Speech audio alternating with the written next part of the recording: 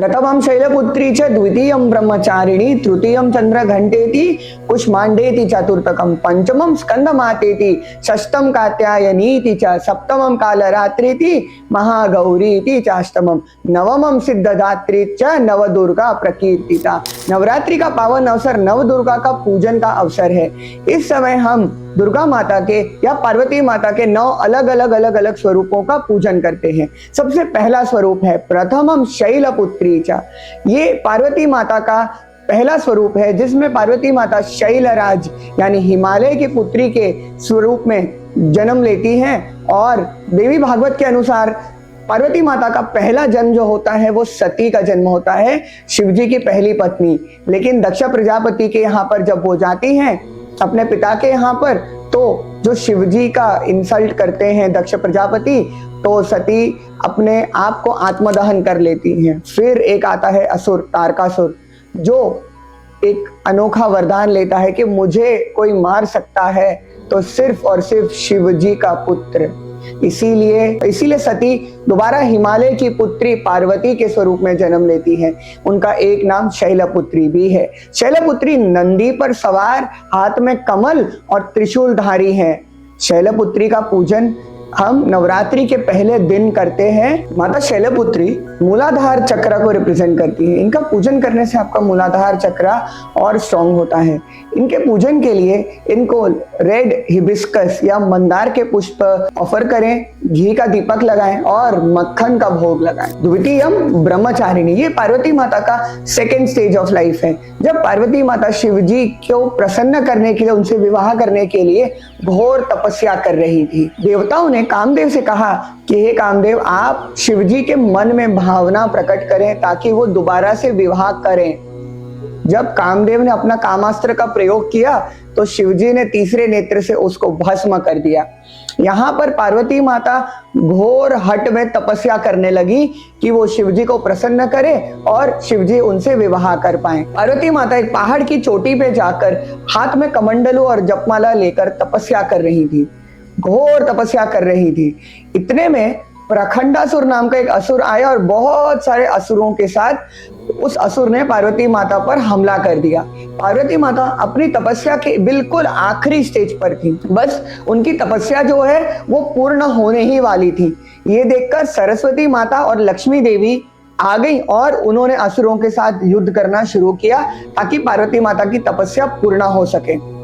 इतने में पार्वती माता का जो कमंडलू है वो गिर गया और कमंडलू में जो जल था उसके गिरने से आई बाढ़ और उस बाढ़ में सारे असुर बह गए। पार्वती माता का ये स्वरूप ब्रह्मचारिणी का स्वरूप है। पार्वती माता का ये स्वरूप स्व अधिष्ठान चक्र यानी सेक्रल चक्र को रिप्रेजेंट करता है। ब्रह्मचारिणी माता वैराग्य अनुशासन का पाठ पढ़ाती है। इनको प्रसन्न करने के लिए आप इन्हें जैस्मीन के फ्लावर्स ऑफर करें और शुगर, चीनी या गन्ने का भोग लगाएं और इनको नवरात्रि के दूसरे दिन पूजा जाता है। तृतीयम चंद्र घंटेति, चंद्र घंटा माता वुल्फ पे सवार है, हाथ में त्रिशूलधारी है। पार्वती माता विवाह के बाद शिवजी के यहाँ गए और वहां पर कैलाश में शिव पार्वती एक गुफा में रह रहे थे। तारकासुर ने एक जातुकासुर नाम का असुर भेजा जो चमगादड़ के स्वरूप में था और जातुकासुर की चमगादड़ की सेना ने पूरे आसमान को कवर कर दिया था और अन्य और डीमंस आ गए थे। पार्वती माता को अंधकार की वजह से और ये डीमंस की वजह से भय लगा, तो पार्वती माता ने चंद्रदेव को याद किया कि मुझे इन असुरों का वध करने के लिए रोशनी की आवश्यकता है। तो चंद्रदेव को पार्वती माता ने माथे पे धारण किया और इन असुरों को भगाने के लिए जोर जोर से घंटा बजाया। तो जब जोर जोर से घंटे की आवाज से बिल्कुल बिजलियों के भांति शोर हुआ और ये सारे असुर वहां से तुरंत चले गए।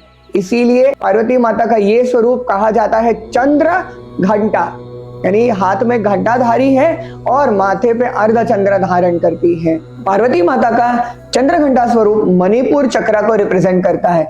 इनको गेंदे का फूल ऑफर किया जाता है और इनको खीर का भोग लगाया जाता है और इनको नवरात्रि के तीसरे दिन पूजा जाता है। नवरात्रि का चौथा दिन कुष्मांडा माता का पूजन किया जाता है। कुष्मांडा माता की स्टोरी बहुत ही इंटरेस्टिंग है। एक असुर सुकेश नाम का, उसके 2 पुत्र माली और सुमाली, वो घोर तपस्या कर रहे थे और इतनी घोर तपस्या कर रहे थे कि उनकी जो बॉडी है ना, वो सूर्य के भांति ग्लो करने लग गई थी। ये देखकर सूर्यदेव को लगा कि पृथ्वी में ये मुझसे तेजस्वी कौन है। तो सूर्यदेव जानना चाहते थे कि ये कौन है, तो धीरे धीरे करीब आते गए और सूर्यदेव के करीब आने की वजह से माली और सुमाली, इनके शरीर जो है वो राख बन गए। ये देखकर शिवजी को बहुत क्रोध आया और शिवजी ने अपना त्रिशूल फेंका और सूर्यदेव को मूर्छित कर दिया। ये देखकर ऋषि कश्यप बहुत बहुत दुखी हुए।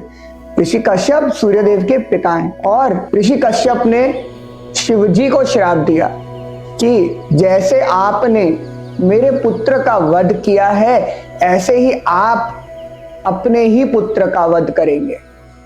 और शिवजी भयभीत होकर पार्वती माता के पास गए और पार्वती माता से मदद मांगी। तो पार्वती माता ने सबसे पहले क्या किया, पार्वती माता, बिना सूर्य का यूनिवर्स जो है वो बिल्कुल तबाही के कगार पे था, तो पार्वती माता वो यूनिवर्स के स्थान पर गई, कुष्मांडा स्वरूप में अग्नि के तेजस्वी स्फीयर को एक बनाया और उसको सूर्यदेव की स्थान पर रखा। फिर पार्वती माता कुष्मांडा स्वरूप में आई ऋषि कश्यप के पास। फिर ऋषि कश्यप से कहा कि ऋषि कश्यप और अदिति एक घड़ा अपने रक्त से भरे और दूसरा घड़ा अपने आप अमृत से भर गया।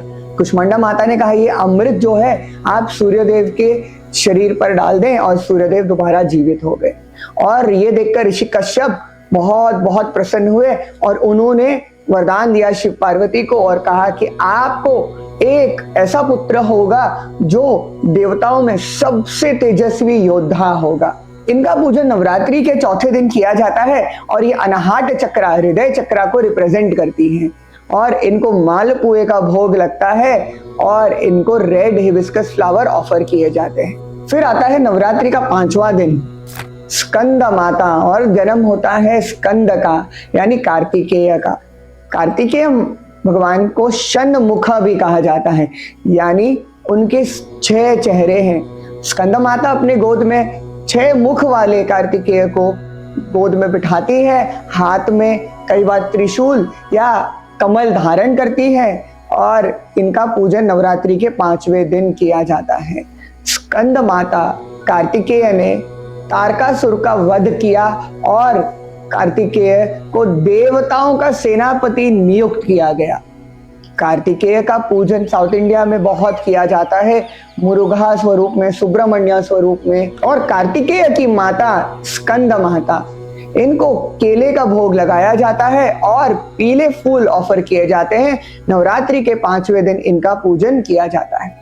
षष्टम कात्यायनी तीचा, कात्यायनी माता का पूजन नवरात्रि के 6वें दिन किया जाता है। द्रशन्ते रथमारूढ़ा देव क्रोध समाकुला शंख चक्र गदा हस्ते हलच मुशलायुधम खेटंतो मरचैव परशुं पाशमेव च कुटनिधं त्रिशूलं च शग्र मुक्त मुक्तमं।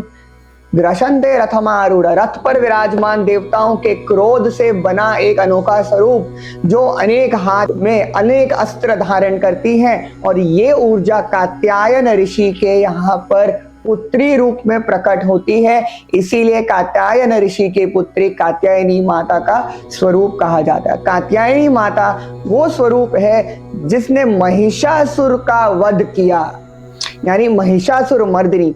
वामन पुराण के अनुसार देवताओं से उत्पन्न हुआ क्रोध, और ये क्रोध पुत्री रूप धारण करता है कात्यायन ऋषि के यहाँ पर, और ये कन्या महिषासुर का वध करती है। ये है माता कात्यायनी। माता कात्यायनी निर्भयता प्रदान करती है और हमें अनेकों दुष्ट शक्तियों से प्रोटेक्ट भी करती है। और इनको रेड फ्लावर्स ऑफर होते हैं और शहद का भोग लगता है।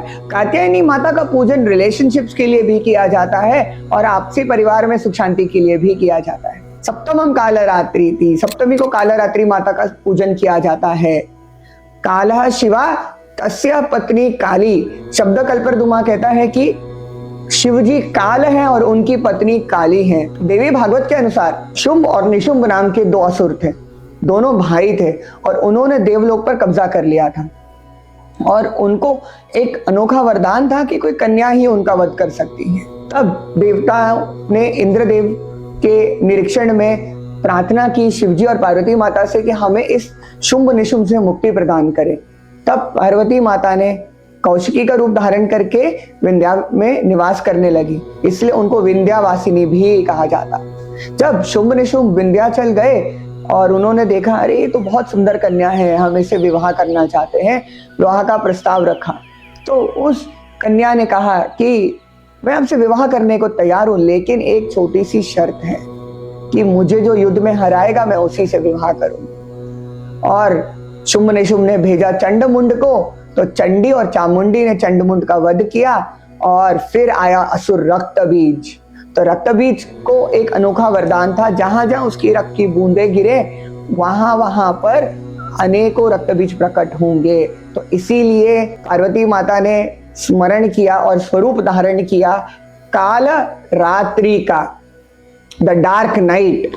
और ये काल रात्रि काली माता का ही स्वरूप है। काल रात्रि जो है वो डोंकी पर सवार है और काल रात्रि माता ने रक्त बीज का वध किया, रक्त बीज के एक एक रक्त की बूंद का पान किया और रक्त बीज का संहार किया। सप्तमी वो तिथि है जहां से दुर्गा पूजा की शुरुआत होती है और कालरात्रि माता का पूजन करने के लिए ब्लड रेड फ्लावर्स उनको ऑफर किए जाते हैं और गुड़ से बनी चीजों का भोग लगाया जाता है। कालरात्रि माता हमें हर तरह की नेगेटिव एनर्जी से प्रोटेक्ट करती है, शत्रुओं से प्रोटेक्ट करती हैं और हमारे जीवन में जो भी ऑब्स्टेकल्स है उसको ओवरकम करने में हमारी सहायता करती है।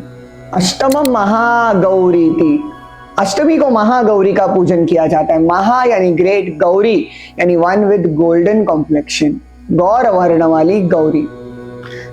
एक कथा के अनुसार शिवजी काली माता को बार बार काली काली करके बुलाते थे। काली माता को लगता था कि वो उनके डार्क कॉम्प्लेक्शन के लिए बोल रहे हैं। तो एक बार क्रोधित होकर काली माता वहां से चली गई और घोर तपस्या करने लगी और तपस्या करके वो अपना जो डार्क कॉम्प्लेक्शन है उसको हटाना चाहती थी। फिर ब्रह्मदेव प्रसन्न हुआ। ब्रह्मदेव ने कहा कि हे पार्वती माता, आप गंगा में स्नान करें। तब पार्वती माता गंगा नदी में स्नान करने गई और जैसे स्नान करके बाहर आई तो एक गौर वर्ण की होकर आई, गोल्डन कॉम्प्लेक्शन की होकर आई और फिर ये जो उनका स्वरूप बना वो बना गौरी। इसीलिए पार्वती माता को हम गौरी भी कहते हैं। उनका कॉम्प्लेक्शन ब्लैक से गोल्डन हो गया और ये स्वरूप का पूजन हम अष्टमी को करते हैं। और अष्टमी को बहुत बहुत इंपॉर्टेंट क्यों माना जाता है? क्योंकि महागौरी एक ऐसा स्वरूप है जिसने अलग अलग अवतार लिए, दुर्गा, महिषासुर मर्दिनी और अम्बा और ऐसे अनेक अवतार लिए हैं अनेकों असुरों का वध करने के लिए। और इसीलिए हम महागौरी का पूजन करते हैं।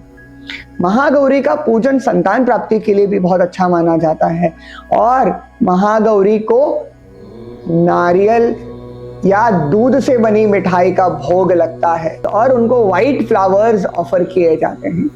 अष्टमी बहुत इंपॉर्टेंट तिथि है नवरात्रि की। अब नवरात्रि का आखिरी दिन, नवमम सिद्धिदात्री च, ये आदि पराशक्ति का वो स्वरूप है जो हर तरह की सिद्धियां प्रदान करती हैं। शास्त्रों में अष्ट सिद्धि बताई गई, अघिमा, महिमा, लघिमा, गरिमा, इस तरह की अष्ट सिद्धियां बताई गई हैं। अष्ट सिद्धियां प्रदान करती है सिद्धिदात्री और सारे कार्यों में सिद्धि प्रदान करती है सिद्धिदात्री माता। सिद्धिदात्री माता आदि शक्ति का वो स्वरूप है जो तीनों देवताओं को अपना अपना कार्य बताती है कि ब्रह्मदेव आपको सृजन करना है, शिवजी आपको संहार करना है और विष्णु जी को पालन करना है। ये वो स्वरूप है जो तीनों देवताओं को अपना अपना कार्य देती है। और आदि पराशक्ति का ये स्वरूप है जिसने पूरे ब्रह्मांड का निर्माण किया, यानी 7 लोक भूलोक के ऊपर और 7 लोक भूलोक के नीचे, इन लोकों का निर्माण किया और आपके जीवन में एक कंप्लीशन लाने के लिए, एक आपके जीवन में सिद्धि लाने के लिए, परफेक्शन लाने के लिए और आपको अनेकों सिद्धियां प्रदान करने के लिए माता सिद्धिदात्री का पूजन किया जाता है।